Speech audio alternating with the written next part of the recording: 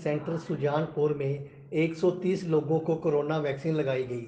इस मौके पर समाज सेविका शुभलता, पार्षद डॉक्टर अविनाश डोगरा, पार्षद महेंद्र बाली ने वैक्सीन लगाकर लोगों को प्रेरित किया कि बिना किसी डर से अधिक लोग वैक्सीन लगाएं।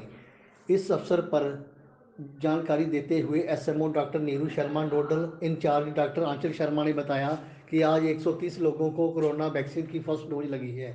उन्होंने कहा कि हेल्थ सेंटर में अब तक 1130 लोगों को अपनी वैक्सीन करवा चुके हैं।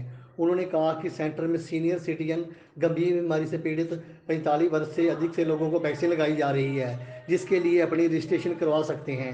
उन्होंने कहा कि कोरोना से बचाव के लिए लोग ज़्यादा से ज़्यादा वैक्सीन करवाएं।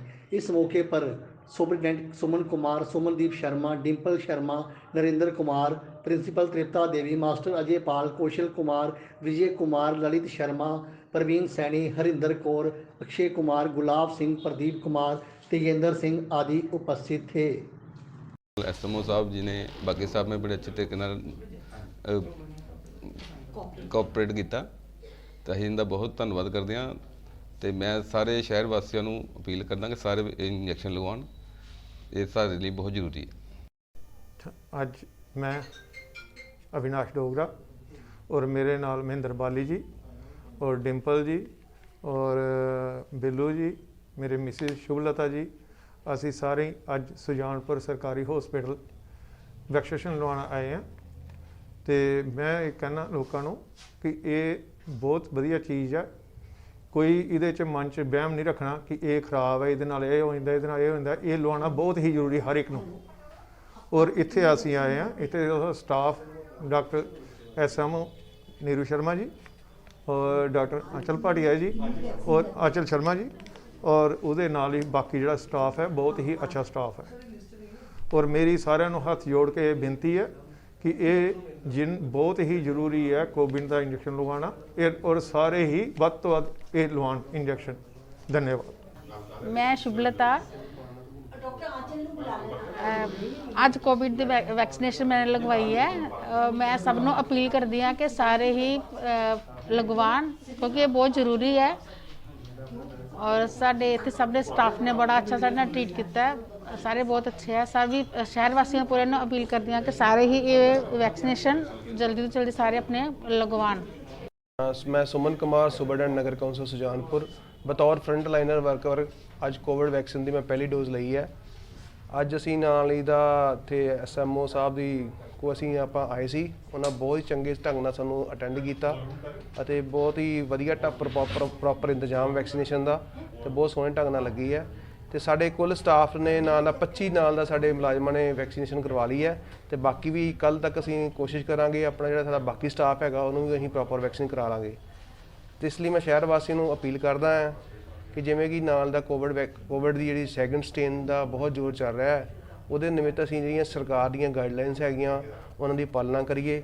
ਖਾਸ ਕਰਕੇ ਮਾਸਕ, ਸੋਸ਼ਲ ਡਿਸਟੈਂਸਿੰਗ, ਬਾਰ-ਬਾਰ ਹੱਥ ਧੋਣਾ, ਸੈਨੀਟਾਈਜ਼ਰ ਦਾ ਉਪਯੋਗ ਕਰਨਾ ਤੇ ਘੱਟ ਤੋਂ ਘੱਟ ਘਰ ਤੋਂ ਬਾਹਰ ਨਿਕਲਣਾ। ਤੇ ਅਸੀਂ ਨਾਲ ਇਹਦਾ ਸ਼ਹਿਰ ਵਾਸੀਆਂ ਨੂੰ ਇਹ ਵੀ ਅਪੀਲ ਕਰਦੇ ਹਾਂ ਕਿ ਜੇ ਕਿਤੇ ਨਾਲ ਦਾ ਕੋਈ ਗੰਦਗੀ ਜਾਂ ਕੋਈ ਹੋਰ ਕੋਈ ਸਮੱਸਿਆ ਉਹਨਾਂ ਦੇ ਧਿਆਨ 'ਚ ਆਉਂਦੀ ਹੈ, ਉਹ ਤੁਰੰਤ ਨਗਰ ਕੌਂਸਲ ਸੁਜਾਨਪੁਰ ਦੇ ਵਿੱਚ ਸਾਡੇ ਸੈਂਟਰ ਇੰਸਪੈਕਟਰ ਵੀ ਹੈਗੇ ਆ, ਅਸੀਂ ਵੀ ਹੈਗੇ ਹਾਂ, ਸਾਡੇ ਈਓ ਸਾਹਿਬ ਉਹਨਾਂ ਧਿਆਨ 'ਚ ਲਿਆਂਦੀ ਜਾਏ। ਸਾਡੀ ਕੋਸ਼ਿਸ਼ ਹੋਏਗੀ 24 ਘੰਟੇ ਦੇ ਅੰਦਰ ਹੀ ਉਹ ਹਰ ਸਮੱਸਿਆ ਨੂੰ ਹੱਲ ਕਰਾਂਗੇ। ਧੰਨਵਾਦ ਜੀ। गुड मॉर्निंग, मैं doctor Anchal Sharma, nodal officer in-charge covid vaccination Sujanpur. जैसा कि आप सब शहरवासियों को पता है, यहाँ पे Covid vaccination from the last 20 days बड़ी स्मूथली चल रही है और हमारे यहाँ पे सारे शहरवासी इवन कि पठानकोट से भी और आसपास के गांव से भी बेनिफिशरीज यहाँ पे आके अपनी वैक्सीनेशन करवा रहे हैं और सेटिस्फाइड होके जा रहे हैं। और मैं सारे शहरवासियों से, सारे लोगों से यही अपील करती हूँ कि वो किसी भ्रम में ना रहे हैं।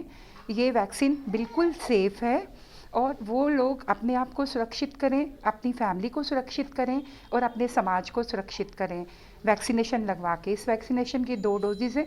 एक डोज़ जो है वो फर्स्ट डे लगेगी, उसके बाद 28 डेज़ के बाद सेकेंड डोज लगेगी।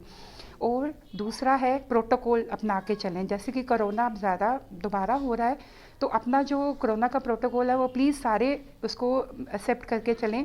मास्क, 2 गज की दूरी, सैनिटाइजेशन या बार बार हैंड वॉशिंग।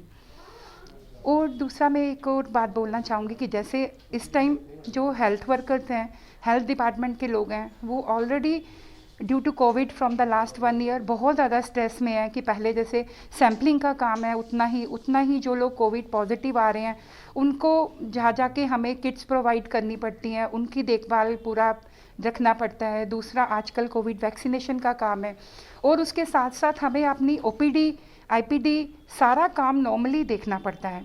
तो इसलिए हर कोई यहाँ पे स्ट्रेस में है और मैं सबसे रिक्वेस्ट करती हूँ कि आप प्लीज़ हमारे डिपार्टमेंट की हेल्प करिए इस काम को स्मूथली चलाने में, क्योंकि कई जो मतलब अननोन पर्सन्स हैं वो आ जाते हैं इधर और उससे जो है कि हमारा जो पूरा अंदर का जो एटमॉस्फेयर है वो डिस्टर्ब होता है और हमारे बारे में गलत जो न्यूज़, प्लीज़ ये मत कभी भी कोई ये करे, हमारी छवि को ख़राब करने की कोशिश ना की जाए।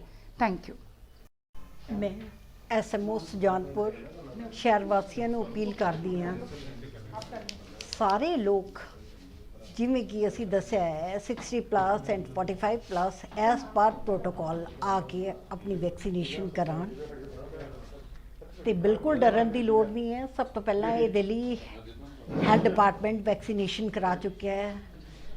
ਕੱਲ ਅਸੀਂ 110 ਦੀ ਵੈਕਸੀਨੇਸ਼ਨ ਕਰਾਈ। ਕੁਛ ਇੱਕ ਗਲਤ ਲੋਕ ਜਿਹੜੇ ਹੈ ਸਾਡੀ ਛਵੀ ਖਰਾਬ ਕਰਨ ਦੀ ਕੋਸ਼ਿਸ਼ ਕਰ ਰਹੇ ਹੈ ਤੇ ਗਲਤ ਨਿਊਜ਼ ਫੈਲਾ ਰਹੇ ਹੈ, ਉਹਨਾਂ ਦੇ ਬਹਿਕਾਵੇ 'ਚ ਨਾ ਆਉਣ ਤੇ ਆਪਣੀ ਵੈਕਸੀਨੇਸ਼ਨ ਕਰਾਉਣ ਤੇ ਇਹਦੇ ਨਾਲ ਆਪਣੇ ਆਪ ਨੂੰ ਵੀ ਬਚਾਉਣ ਤੇ ਸਮਾਜ ਨੂੰ ਵੀ ਬਚਾਉਣ।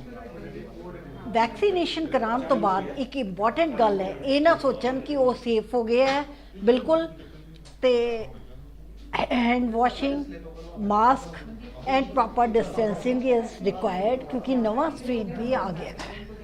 Thank you.